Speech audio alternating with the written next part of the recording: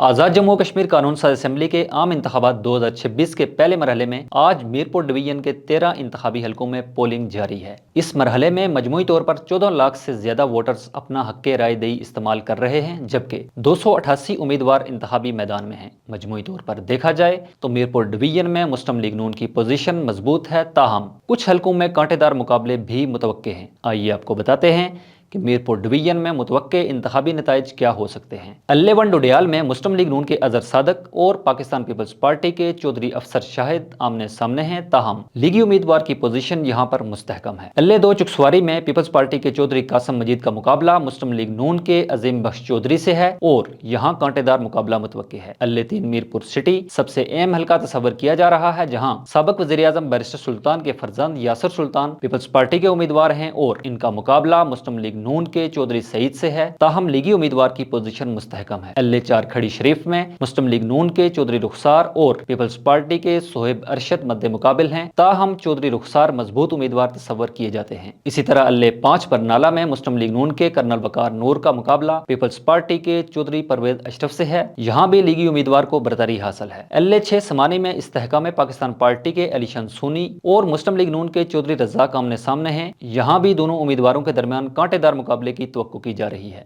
اللہ سات بھمبر میں مسلم لیگ نون کے چودھری طارق فاروق کا مقابلہ سابق وزیر اعظم چودھری انوار الحق سے ہے، تاہم طارق فاروق کی پوزیشن مضبوط ہے۔ اللہ آٹھ راج محل میں مسلم لیگ نون کے امیدوار ملک نواز کا مقابلہ استحکام پاکستان پارٹی کے امیدوار ذوالفقار ملک سے ہے اور سخت مقابلے کی توقع کی جا رہی ہے۔ اللہ نا فتح پور تھکیالہ میں مسلم لیگ نون کے سردار عمیر نعیم اور پیپلز پارٹی کے جاوید بڑھانوی کے درمیان مقابلہ ہے، اس حلقے میں بھی کانٹے دار مقابلے کی توقع کی جا رہی ہے۔ اللہ دس کوٹلی سٹی میں پیپلز پارٹی کے صدر چودھری یاسین کا مقابلہ مسلم لیگ نون کے نوجوان امیدوار فاتح محمود کیانی سے ہے اور اس مقابلے پر پورے آزاد کشمیر کی نظریں جمی ہوئی ہیں۔ دونوں امیدواروں کے درمیان کانٹے دار مقابلہ ہے، جبکہ استحکام پاکستان پارٹی کے امیدوار ملک یوسف بھی یہاں سے میدان میں ہیں۔ اللہ 11 سینسا میں پیپلز پارٹی کے چودھری اخلاق اور مسلم لیگ نون کے راجہ آصف مد مقابل ہیں، جن کے درمیان سخت مقابلے کی توقع کی جا رہی ہے۔ اللہ 12 چڑھوئی میں پیپلز پارٹی کے صدر چودھری یاسین اور مسلم لیگ نون کے راجہ ریاست کے درمیان سخت مقابلے کی توقع ہے، تاہم چودھری یاسین کو یہاں پر برتری حاصل ہے، جبکہ اللہ 13 کھوئی رٹا میں مسلم لیگ نون کے راجہ ایاز نثار، پیپلز پارٹی کے ولید انقلابی اور استحکام پاکستان پارٹی کے نثار انصر عبدالی کے درمیان دلچسپ انتخابی معرکہ متوقع ہے۔ تجزیہ کاروں کا کہنا ہے کہ آزاد کشمیر میں بروقت انتخابات کرانے کے لیے